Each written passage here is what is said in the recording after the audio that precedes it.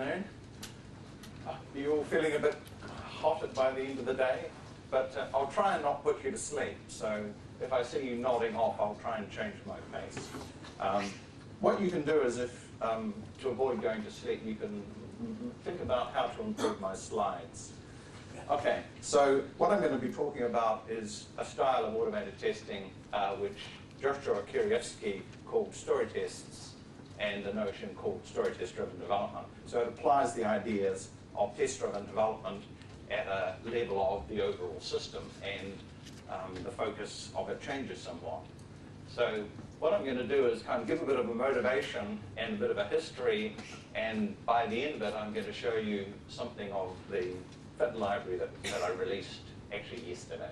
So let us make our way through it. So I run my own company, and I do work in story testing mainly, and I'm very interested in looking at where does this approach work and where does it not. And so I'm going to be visiting a few companies in London to see how they're going with using Fit library.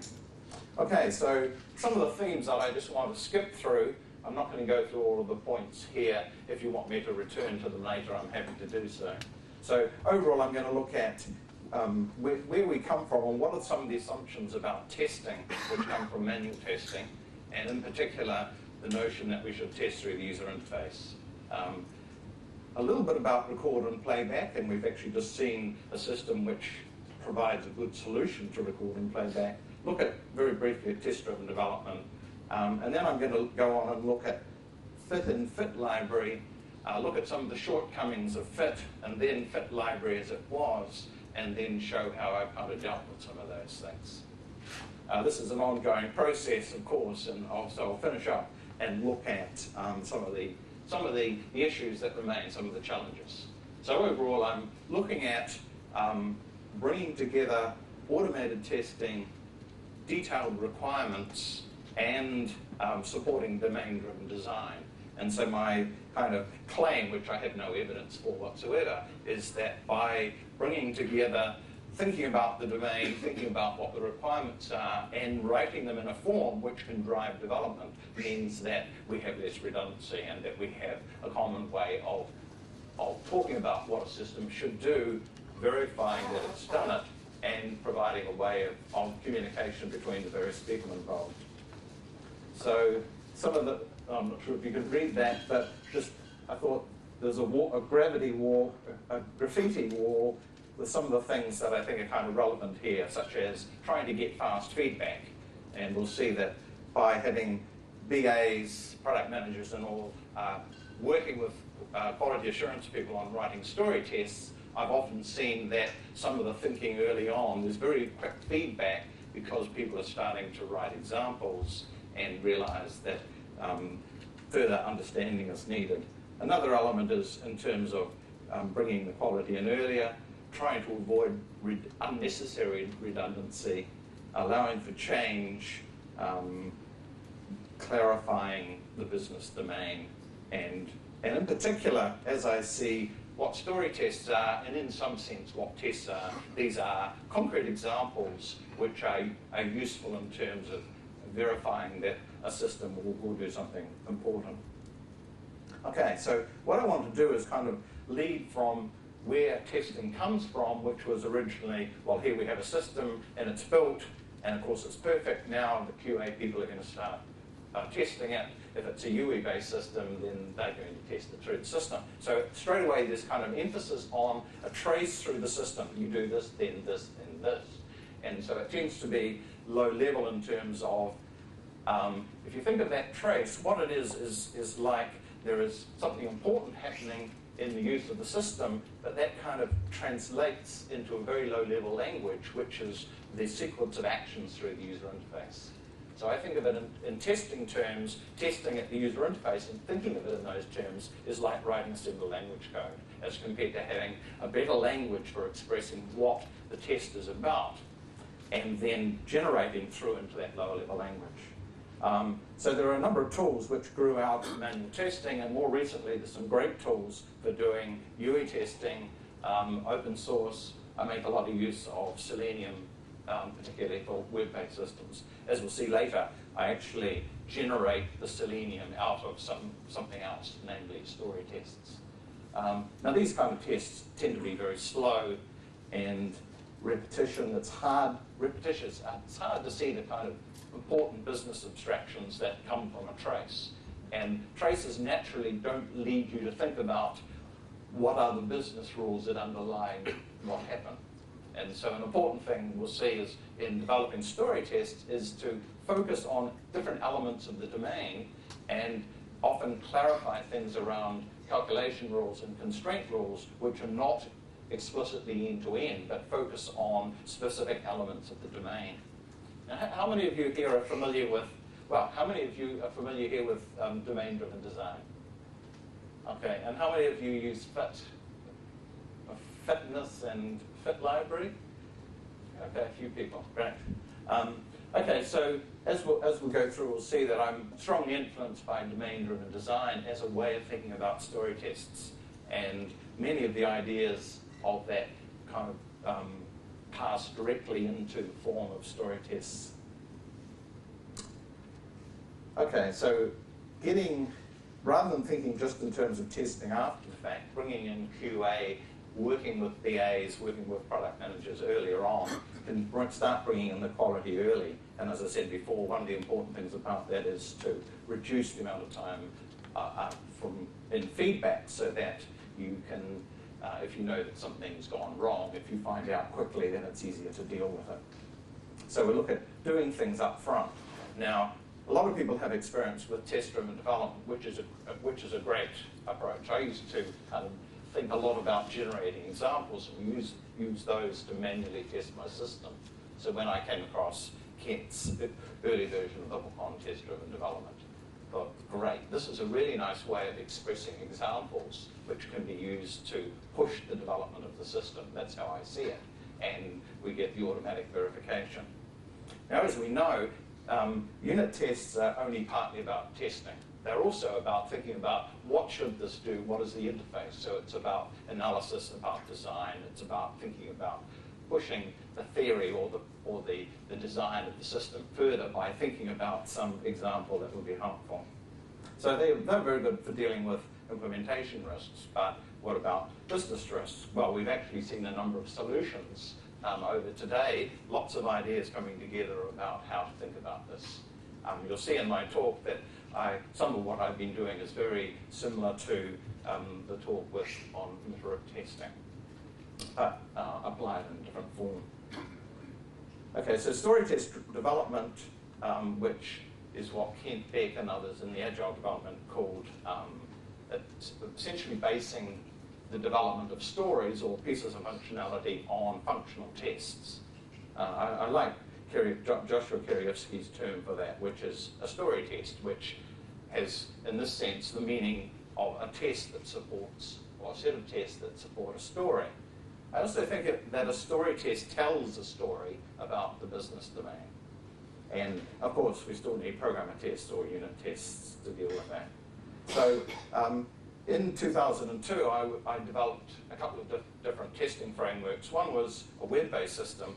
I started writing HTTP unit programs, and then I realized it was very verbose and painful, and so of course I refactored that and I started developing a language, a domain language in Java, as it happened to be, to support this. And then I was finding it was such a pain to look up to find out what the IDs of the elements were for getting in a field or a button or whatever, and I thought it would be a great idea to write a program that would take some HTML and analyze it and dump out all that information to make it easier to write the test. And then it occurred to me, well, actually I don't need to write the test because I built the HTML up front in order to drive the development, so the HTML already describes the test. So I use that as a test, but that has some difficulties because it is too explicit, it's too concrete. I added extra capability to allow a sequence of changes through that, but it wasn't quite right. And then I wrote another framework for testing socket-based systems, so I could run multiple clients against the socket-based system and run tests and serialize effectively serializing the concurrent use of that system. Problem I had with that was reporting. trying to find out what was going on. And again, this is the theme that we've seen earlier today, which was how do you gather together all the information and use that to find out what's going wrong. So in the process of building the second one, I heard about FIT. Kent Beck put some email up somewhere, I can't remember now, probably on the XP email group about FIT, and I had a look at that, and after I'd read all the code, I thought it was a brilliant idea. And as it happened, I ended up writing a book with Ward Cunningham, the developer of FIT. Actually, the first time I used FIT is I built a new fixture which would handle the socket-based testing. So I could have multiple columns for multiple clients, and I could then do the same kind of testing. So I was experimenting with it, and then started thinking about what I didn't like about it and how to extend it further, and that turned it into a system called FIT library. So the three pieces of this are FIT, which was developed in Java originally by Ward. Fitness is a wiki system that was developed at Object Mentor, and a lot of people, probably most people using Fitness, certainly in the US anyway, less so in Europe, use this. So this runs FIT or FIT library internally. Okay, so the idea of FIT is to make use of tables, a very simple format in order to express tests. So it's a kind of like an action-verb style. Now, what's the point of this? Well, it has a very simple syntax, and it's also relatively easy to organize things that are tabular, but it's not so good for things that aren't tabular. And I kind of noticed early on that FIT tests tended to be very relational in their feel, and I kind of wanted to make them more object-oriented, and I wanted to be able to express actions and things rather more easily. So the left-hand side one is a very simple example written in what's called do fixture, which allowed for a more expressive language. And you can see here that what we have is a Smalltalk style of having actions which intermingle the values, the parameters, and the keywords which describe what's going on. So that this kind of helps in the development of the sequence of things within workflow, for example. So I'll show you a little more interesting test. And here, this is one that, as an example I wrote for the use in the book, and which is around a system for renting or hiring various products. And this is one single story test which starts with some setup saying, here is the current state of the system. We're setting up rental items, some clients, a staff member. We then specify what the time is, and then we carry out some action. So we have a transaction from a business point of view, a transaction of a client and a staff member. Something happens, some payment occurs, the transaction completes, and then we can check afterwards that the particular client has that rental recorded against them, and we can also check the rental items have changed. So this is a kind of a traditional workflow kind of test, which is, here's the initial state, here's some changes, and here's what we expect.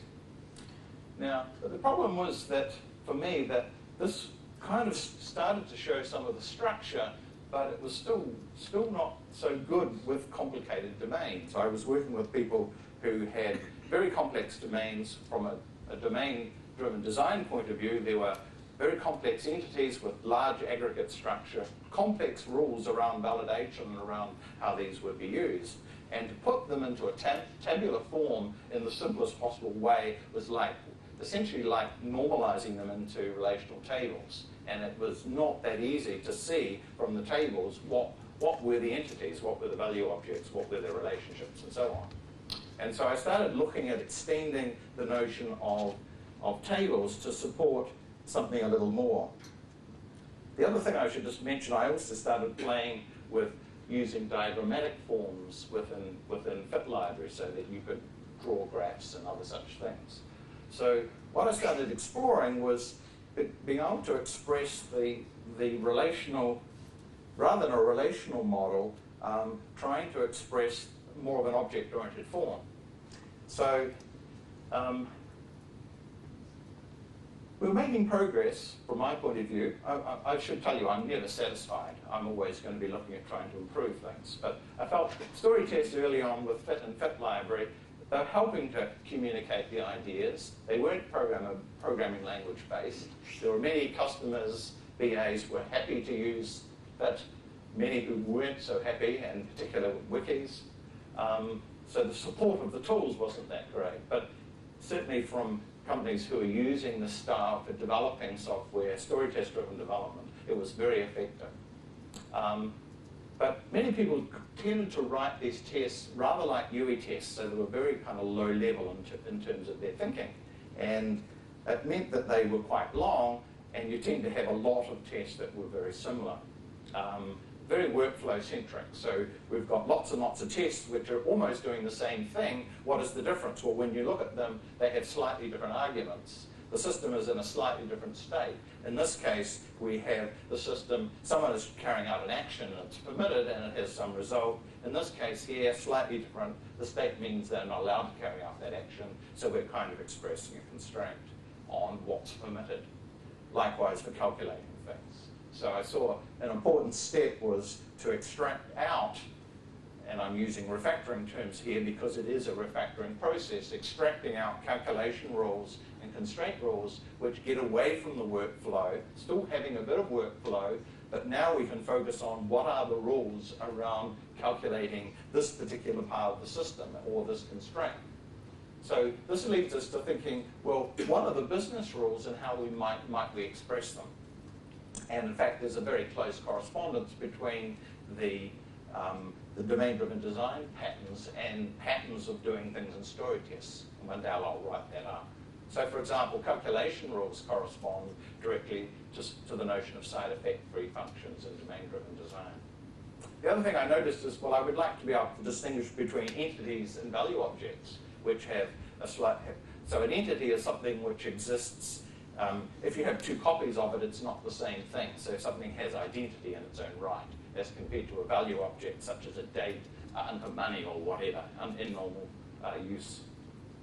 So what I wanted to do is push more towards the business domain. Now, the other thing was that the amount of code that was required to connect between the tables and the underlying system under test was more than I would like. In fact, what would I like? None at all. So I kind of got close to achieving that. So, so where I headed then was to look at how to support domain-driven design, thinking about what are the domain objects, what are the business rules, and so on, and expressing them more directly in the story tests, and then making it easier to map those story tests directly into the code. And more than that, by having a direct mapping from the tables into the code, then means that there is an enforced one-to-one correspondence between the terms of the business analyst and the terms of the programmer. And that works both ways, because the programmers in working on a system may find abstractions that are useful in writing the code, and they can go back and talk to the customers, the BAs, about whether that applies at a business level, and that may lead to refactorings within the story tests, because as the system evolves in an agile process, the language, the ubiquitous language of the domain is going to evolve.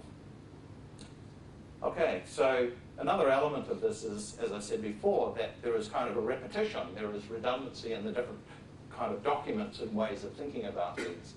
It's useful to have a certain amount of redundancy, because what are tests? Well, tests and code are different representations of the same thing, and we're testing for consistency between them. And either could be incorrect, but they're we try and make them far enough apart so that if we don't make the same mistakes in those two notations. So we want to keep a certain amount of redundancy around. Okay, so I could go on, say something about requirements. All I really want to point out today is that requirements tend not to evolve along with the system. Someone writes them and then the code develops further. In moving towards story tests as a way of talking about the detail of the domain, then they have to evolve along with the system because they have to remain consistent. And because they are tested against the system every few minutes or few hours, then we know that they are up to date and correct with regard to that system. Okay, so domain-driven design, as I said, I've kind of covered most of this, is essentially an object-oriented view of thinking about analysis and applying. So if there is a business object and there's a term for that someone uses, such as a fund or a container or whatever it might be, then those business objects correspond to classes in the underlying system. And those classes will be organized in packages or whatever the modularity, whatever the packaging mechanism of the programming language is, in ways which make sense around the domain. So between those two, Eric Evans in his book talks about having conversations, writing UML, and then writing code over here. So what I saw, as soon as I saw his book, well, story tests are a natural step from the general discussions and thinking about the domain, starting to write examples, clarifying the language that's going to be used, and then that maps through into the underlying code. Important in all of this is the evolution.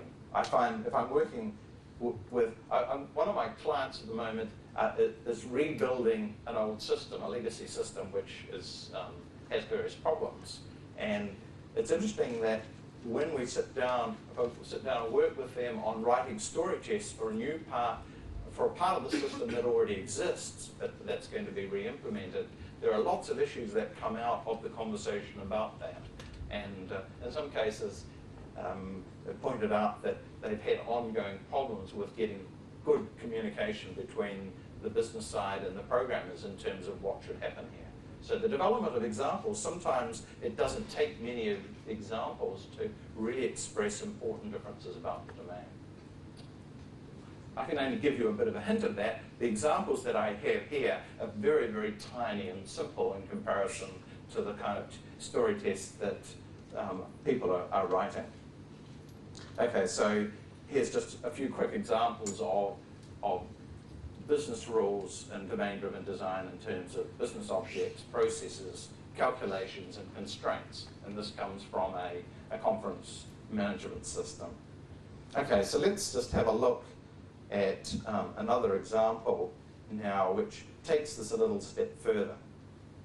And what we're going to do is start laying out the structure of the domain a little bit more. And this is only making a tiny step. So what we do is, so what I've done here is to make explicit the three phases of workflow.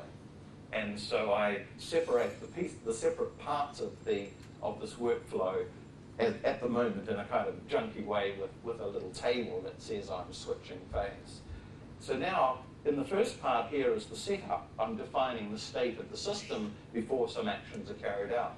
And how this is defined is that I have a set of property value pairs. So I'm going to talk as a programmer here. So I have a property called rental item types, which actually are a list of rental items, and rental items have properties, name, count, etc. And I've also got clients and staff members. So these tables here are showing the structure. They don't have a lot of structure.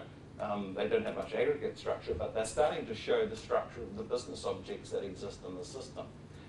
And when this is executed, these tables, these property value pairs, correspond directly to property setters, this is Java, in the underlying object. And then we have some actions, and these actions are mapped directly into method calls in the underlying object. So these key value pairs, these key values, so these actions, oh, that was supposed to work. I haven't tried that one for a while. It's back off. I will show you some that do work. So here we have an action which is specifying the timers because this is a time-critical application system. Here is an action which is starting a transaction with parameters for the client and the staff member. And then within that transaction, we have a set of actions that can be carried out. So this corresponds to, I can't remember what was the linguistic, in the literate testing system, there was a, sorry? No, I don't. I mean, we say, here's the context at which the rest of the tests are going to apply. So you can... Consideration, yeah, thank you. So now I can, within this transaction, I can have a set of actions that are applying to that transaction. So what do I have? Well, this row here is an action that constructs a new object, and these actions are operating on that object. So I can be thinking about what are the actions of within the domain, what are the variables, what are the properties, and so on. And then in the last phase, I can then specify, again, what I expect to come out of this. And so as at the beginning, we have property value pairs, so we have some clients and rental item types, and then we have values. So in execution, this works simply by calling the getter methods on that object and compares the structure here against the actual one. Now, what does it do in terms of fixturing? Well, the underlying class here is just a plain application class. It doesn't have any relationship to fixtures at all.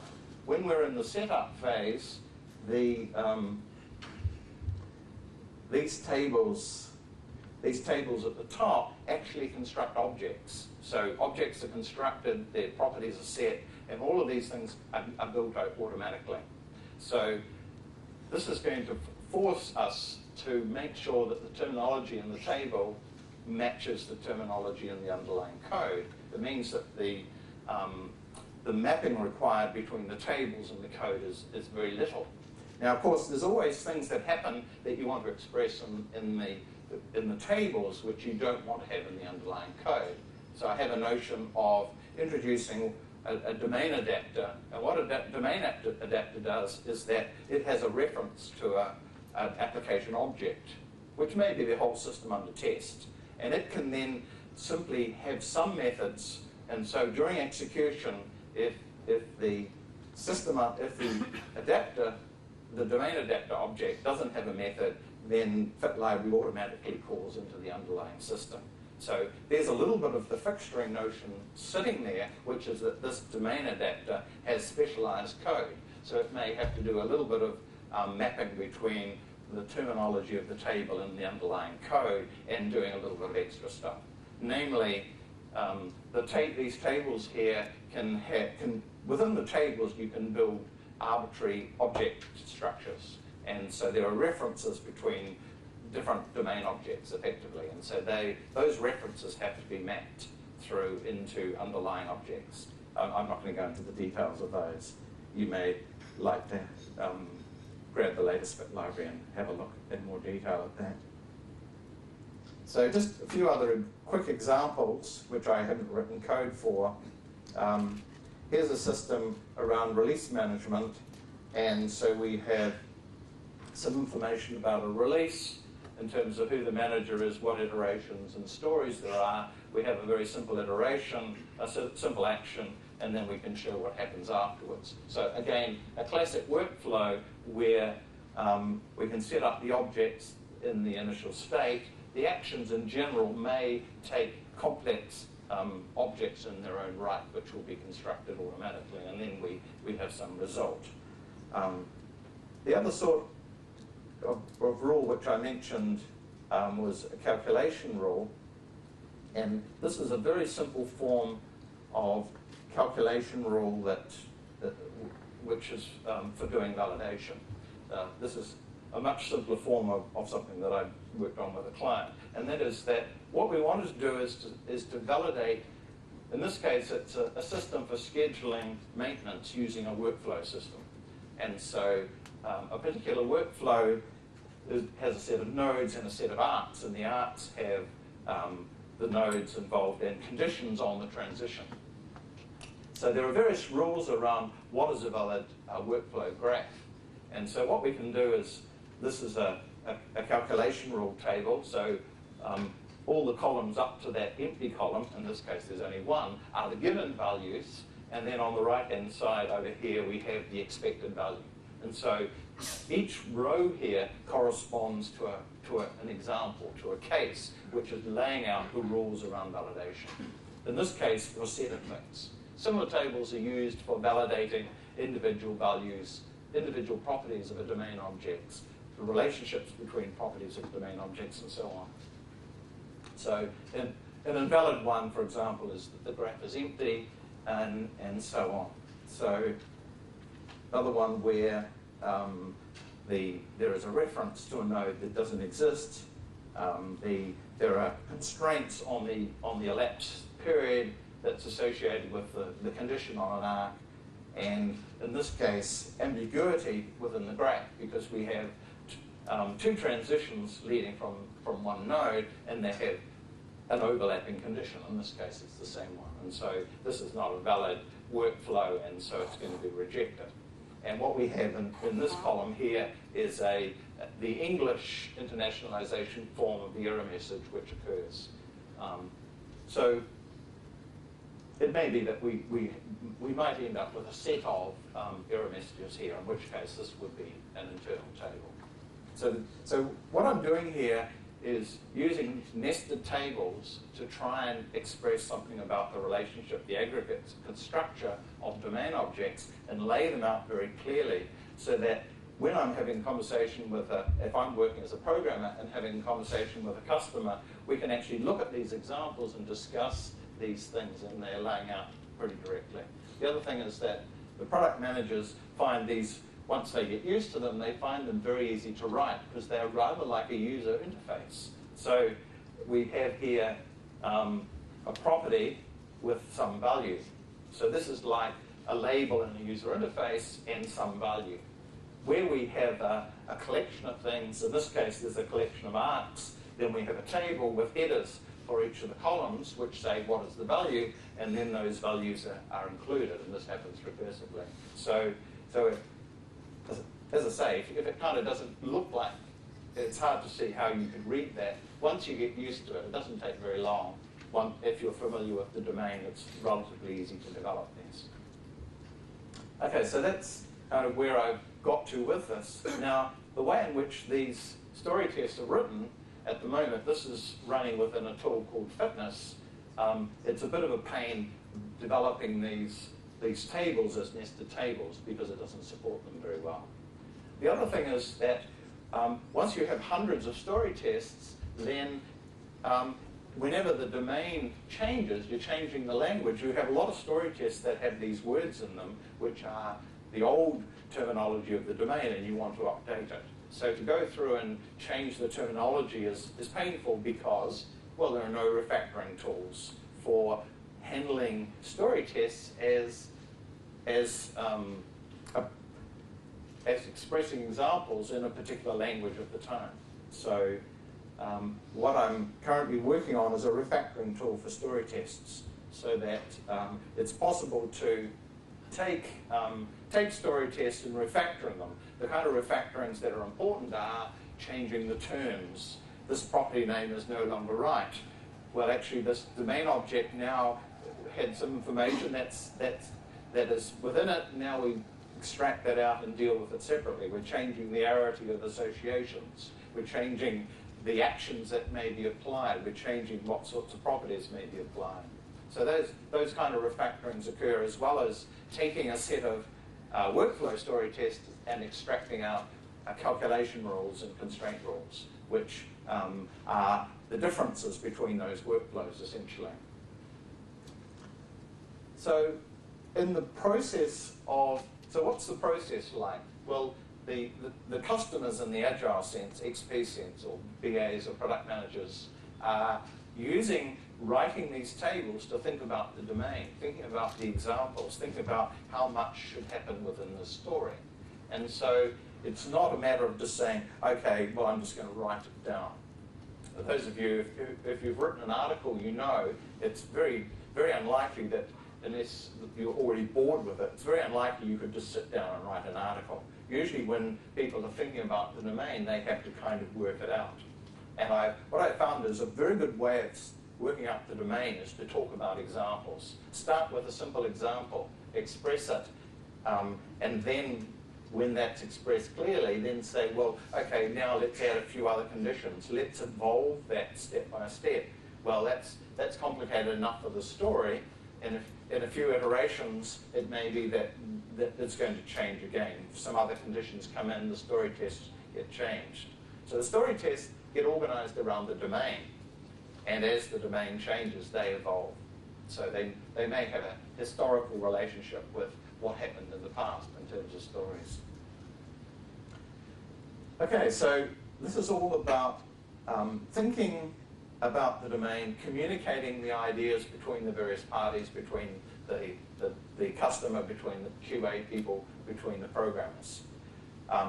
When I work with the programmers on taking story tests and implementing them, then there's a whole lot of things that the story tests are laying out a lot of stuff already for me as a programmer. So I may still have questions. I may go back to the customer and say, what happens in this case? Why is this here? This seems ambiguous, and so on. And that dialogue then leads to changes to those story tests. So, and then over time, things it's getting a bit hard to express story tests. The customer has added yet more capability, and now there's lots of story tests that are needed to explain things. Well, then, how can that be pulled apart? Where are the abstractions? Some new thinking is required here because it's getting awkward. So that's kind of part of the evolution, communication, understanding about these things. And these story tests, if they're expressed at a suitable level of abstraction, namely not too low a level in terms of the user interface or whatever, then they can provide a very good resource. It's possible for someone to go and look at the business rules and see what the cases are. Now, it may be that you ask, well, that's all very well, but what happens if we only have a user interface? The way I like to develop the story test is to drive them directly into the domain layer of the system. But that's not always possible, and there are good reasons for doing other things. So things that can be done are is to look at the same story test being executed as tests in different ways. So what I've done, for example, is with the same set of story tests is to generate Selenium and test them through the user interface. So in that case, there is a bit of fixturing code that is mapping the kind of abstract, the essential actions of the domain, of the business domain, and turning them into the detail of the particular user interface. So if the interface changes, whether it's through Selenium or testing directly into a Swing application with JFC unit, for example, then it's only necessary to change those fixtures. What are they? Well, I think of them as being compilers, which are compiling a high-level description of the domain into the lower-level assembler code of the user interface, which is kind of step-by-step sequence of actions. And then it's surprising little code that's needed to maintain those, although that could do with still some more support. In one of the companies that I've been working with who developed applications entirely with story test-driven development. Several weeks ago, I instrumented the story test, their application code, and ran all the story tests with Emma to look at what the coverage was. And it was 98% coverage of the code. And they were finding that they were writing fewer unit tests because, well, the story tests were testing a certain level of the domain objects. The unit tests were only needed for infrastructure. So it kind of changed the balance of the tests through. Selenium tests were also being used for pure user interface testing for client-side AJAX-style programming as well. Okay, so in order to have the story test be able to be executed and run in various ways, it's a matter of introducing a level of indirection. And so that I won't go into now, but I've introduced a mechanism which makes it very easy to run a suite of story tests and run them with completely different fixturing code so that they operate in a different way.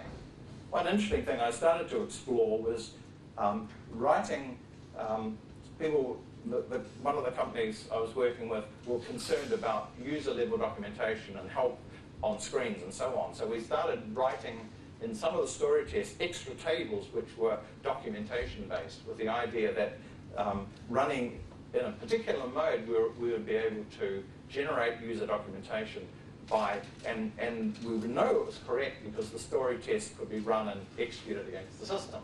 And not only that, we could automatically do screen dumps and build together the stuff. And all of this could be done on the fly dynamically when people needed to do stuff. The other thing I was interested in is where there are validation rules, which are of course being tested in the domain, well, validation rules around what's possible are useful examples that you can give to users. So again, thinking in terms of redundancy, are there ways in which the same information can be used in various interesting ways?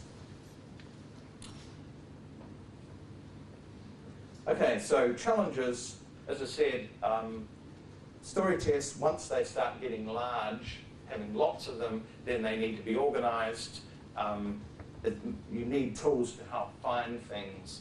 You need refactoring to support their evolution and so on. So that's something I'm working on. There's certainly a lot of patterns around story tests, and many of those come straight out of that domain-driven design when you're applying that style to story testing.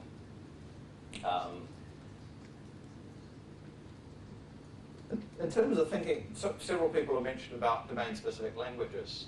What FIT is, and FIT library takes this even further, it's actually a framework for domain-specific languages, and it is based on tables as being structures for managing that. So the syntax is essentially tables, and so it's possible to develop languages within the same structure. So I'm interested in exploring using the refactoring tool for generating domain-specific languages in general, not just the testing. In fact, I've used FIT library for doing other things besides testing, such as doing things that you might do with Ant and writing simple applications and so on. One of the things, of course, to be consistent, I've developed all of this with story tests, and so I have a complete set of, well, a set of story tests which define FIT library, and these are being used in the previous version by, for example, by Mike Stockdown to build an implementation of FIT library in C#. Others have ported FIT library to Smalltalk and Python. So these specifications allow me to write story tests which introduce new functionality into the system, and I can then make sure I don't break things. So I have here's a suite of specifications here which are running under fitness. So what fitness is doing is going through each of these pages, passing them out to in this case, to FIT library, and FIT library is running each of them in turn and supplying information back in terms of a report. So each of these have a report, such as, let's just pick one of them. The report is providing feedback in terms of what has happened, what has worked and has not worked. And I think this is one of the really important ideas that Ward introduced in FIT, was the table form for a test is both the form of the test and the form of the report. So here's a specification for FIT library. What it is it's a table where on this side, here is a sequence of tables. In this case, there's only two, and on this side is what I expect to happen. And so this is specifying something about the way in which camel casing, the way in which names of the tables are translated into valid names within Java. And so when I run that, it actually checks to see that the outcome is correct. So these are kind of specialized tests, which is then showing that it's working correctly.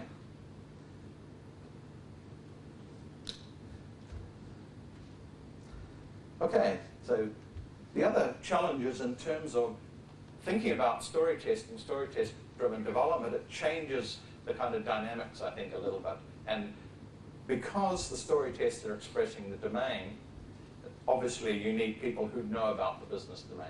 Now, when I say business, it may be that the domain is a testing tool, or it may be a control system or whatever. It doesn't have to be involving money and business. So in general, systems which can be specified.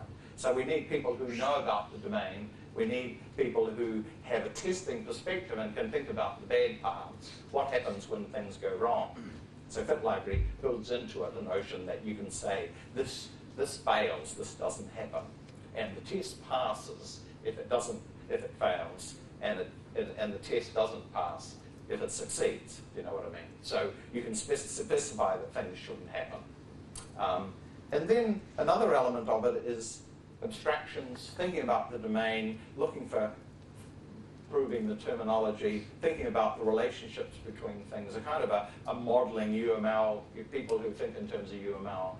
There's lots of questions that come out of that in terms of arity, in terms of constraints, and so on. All of those things draw together to help evolve a set of story tests. And that's kind of somewhat different picture than what has happened in the past in terms of whose responsibilities. I'm aware of cases where testers have been involved in writing the story test, but the BA hasn't been able to understand them, so that's clearly not the right way to go. Not all BAs are going to be happy with dealing with story tests that look like this, but that's fine. I don't mind if it's not a kind of general solution. Okay, so that gives you just a brief idea of story tests which bring requirements, detailed requirements, and testing and the domain together and try and evolve a system by step introducing these, using them to drive development, verifying that the system is still passing all those tests and allowing for high quality injection into a system and for the evolution of systems. Okay, are there any questions? Hi, my name's Ali. I'm from ThoughtWorks. I was wondering, you mentioned about the effect of fit on the skill sets you need in your team. What about the effect of having your business analysts writing tests on the rest of the team? Do you still need testers if your business analysts are writing fit specifications of the application? It depends on the business analyst. In some cases, they're happy about thinking about the wider scope of testing. Many are not and don't want to. They feel, well, I don't want to be a tester. So where I've seen a whole range of possibilities, but one is where the BA is involved in laying out the overall structure. What is the domain? Here is a case. And then the testers come in and start looking and asking questions about the bad parts. What happens in this case? So there's a lot of issues around boundary conditions, about when things don't work, and so on, which are very much in the domain of the tester, and that a BA may not necessarily think about. In the end, it comes down to who are the people on your team and what are their skills, and how do you bring together an appropriate set of skills to work towards developing story tests and evolving them appropriately. In some cases, the programmers will, I've worked with people where the programmers are actually coming in and quite often changing the story tests and making them, changing their structure and getting agreement from the BAs on that. So, big variety. Anthony Marcano, testingreflections.com, which, as I said before, is the #1 online knowledge blog aggregator for testing and development. Anyway, that's the last time, I promise. I would echo what Rick just said. I've seen it work best in collaboration rather than trying to separate these things. My question is, the story test is in some ways a significant departure from the style of, say, do fixture. How do you see these two being used either? Does the story test replace the do fixture, or do you see them complementing each other and applying in very different situations? Perhaps people might want to see an example of a do fixture.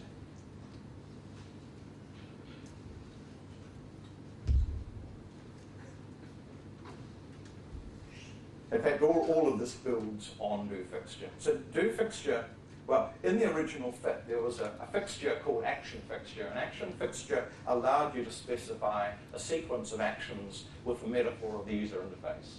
Enter a value into this field, press this button, check that this field has this value. So it was very much quite long sequences of actions to test out something.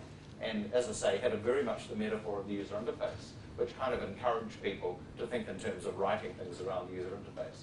I didn't like that, and I wanted to be able to express actions, and that's when I introduced do fixture. So this is all of this is do fixture, in fact, and do fixture is kind of a flow style The other thing about fit was that each of these tables in fit has to have in the first row the name of the class, which is the fixture that is going to interpret that table. So you end up with programming type things ending up in the tables. And again, I wasn't so keen on that, so I got rid of that in fit library. So what do fixture does is to make allow for complex actions which map directly onto methods within the underlying object, and using keywords to be able to lay out what these actions mean a little more ease. So this new style, which I was showing you, actually has do fixture sits underneath it. What I've done is just introduce, that happens to be called domain fixture, which provides this three-phase step for workflow, but most of it is do fixture sitting underneath there. And all of it's backward compatible, so it's easy enough to kind of gradually move towards this new style. Does that answer your question? I think so.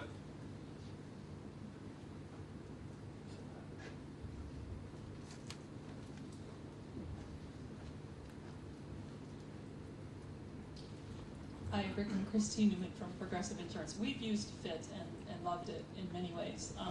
So this is exciting to see. And it seems like FIT story test to me seemed like a very pragmatic application of use cases, in a sense, like an implementation of use cases. But my next question then has to do with the reporting coming out of FIT.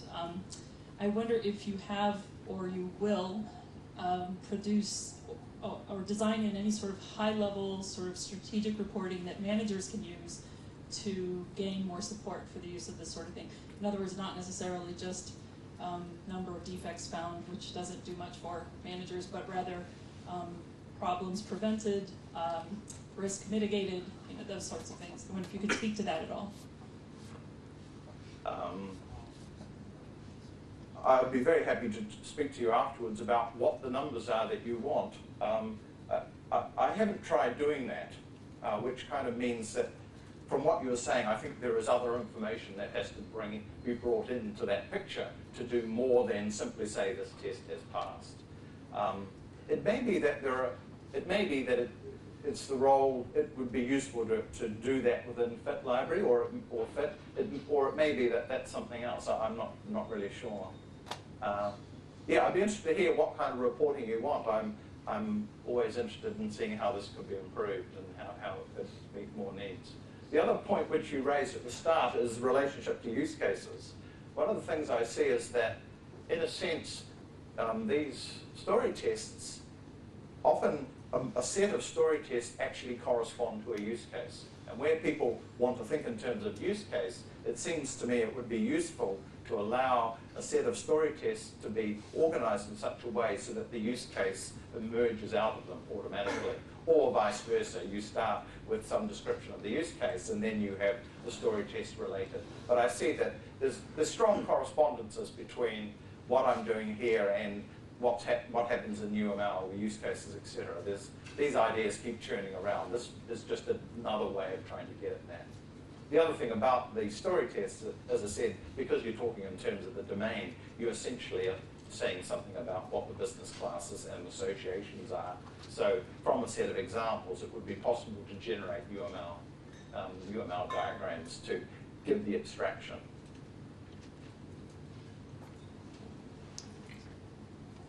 I'm Joe from a company called Magpie. On your last slide but one, you had a bullet point that said story test can also support performance and load testing. We haven't heard much about automated performance and load testing so far, so I was just wondering if you could elaborate on that. Where was that? 18.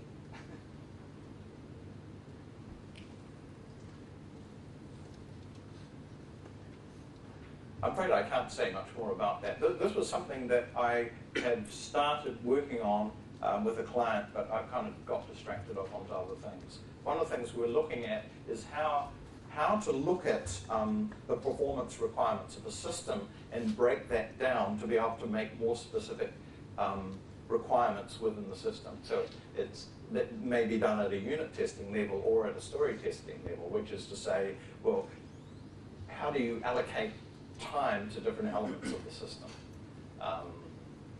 the other thing that we started looking at in that was to you look at how to develop a set of story tests.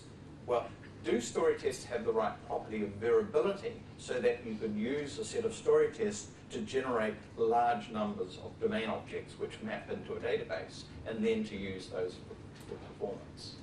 But that's as far as I've got. If you're interested in doing load testing, I'd be interested in working with you on applying story tests to it, but I don't have any more experience at this stage. Does anyone else here have experience of that? Okay, or perhaps you can chat afterwards about that.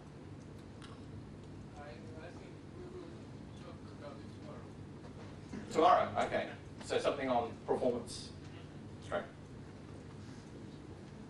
Earlier, Bill Schaunger from Cisco Systems. A while ago you mentioned it might be difficult to create story tests from the start, and a minute ago you mentioned for reporting you might be able to export UML. So are there any kind of tools that might allow you to generate story tests from other types of sources that exist currently? It's certainly possible. One thing I'm interested in is with legacy systems, whether you can take traces out of the use of the system and then extract out with support, tool support, obviously it's going to need thinking as well, to then get to a point of being able to extract out story tests and use those so that you get some value from record and playback with another tool. So I've not tried that. But essentially anything that you can analyze and that you can turn into a useful form programmatically, it's possible. Obviously, if it's written requirements, it's going to be very difficult unless people, I mean, I've seen written requirements where they use lots of tables to lay out cases, so it may be in those sorts of situations you could pull the tables out and at least get them closer to being ready for being used for automated testing. Yeah, I was thinking kind of along the lines of UML's message sequence charts or the UML2 testing profiles that they've come out with as well. I'm not particularly familiar with those, but if you have some notation which has got good semantics and you know what it is and you can get it some representation, if they are useful, then I can't see any problem in turning them into another form such as story tests, which you can then use for execution. That's kind of getting back to something I started playing with, which is in some cases the tests are best expressed graphically. So you have a set of complex things that have associations, and the best way of showing that is with a sequence diagram or with a graph or whatever. And so that's where I started playing with the idea that a test could express that in a graphical form. And the way I did that was to have, for example, with the graph was, this is the graph I'm talking about. This case here in the middle is that's a graph that's generated by dot, and underlying that is a textual form which is used by dot to generate it. So the way the test works is it associates the text file with the graphic, and when it runs the test, it compares the text against the actual test supplied by the system, and if it differs, it then runs that text through dot and said, well, I expected this, but I got that. So obviously, analysing the graph itself is not very easy, but if you have some other representation of it in a textual form or whatever that you can analyse, then you can kind of do mappings between them. So that's kind of another way of thinking about using those other kind of notations which are useful and people like. Well, the best thing to do is to be able to stick them directly in the tests and then use them and display the results in those terms. And now I think about it, there's probably some interesting work that could be done on trying to bring lots of different reports from different systems together. In the end, it comes down to what are you trying to look for? How do you display those things? What's the best notation for the problem that you have at the moment?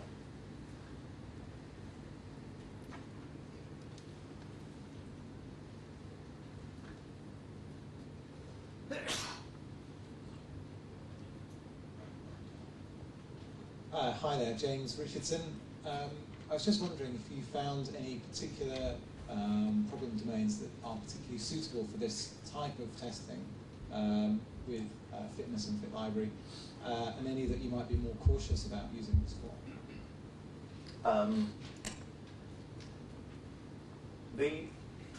So far, I haven't come across any domains where it doesn't work well.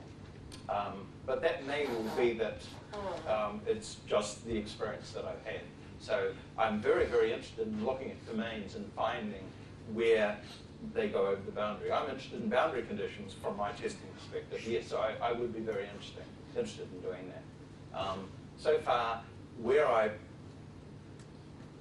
only kind of things where I've seen is where testing is hard anyway, which is around non-determinism. So testing a web-based system where you have multiple users and you're testing them concurrently and you're wanting to go through and make sure that you don't get bad effects, that's a hard problem irrespective of how you do it.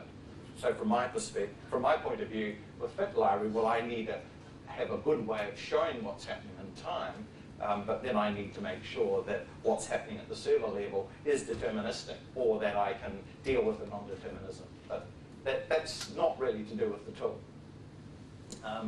The kind of areas where I've worked on it are everything from very data intensive, where validation is a major issue, right through to detailed processing. So I've worked on control systems where you have like onboard computers where there's a lot of interaction between the systems within a car system. Telephone and messaging systems where you've got distributed systems, stuff going on. So it's not a huge range, but yeah, so if you've got specific cases that you're thinking of, I'd be interested in chatting with you about it and seeing whether there may be things that are more difficult. Well, Rick, thanks very much. This has been a really interesting talk. Great.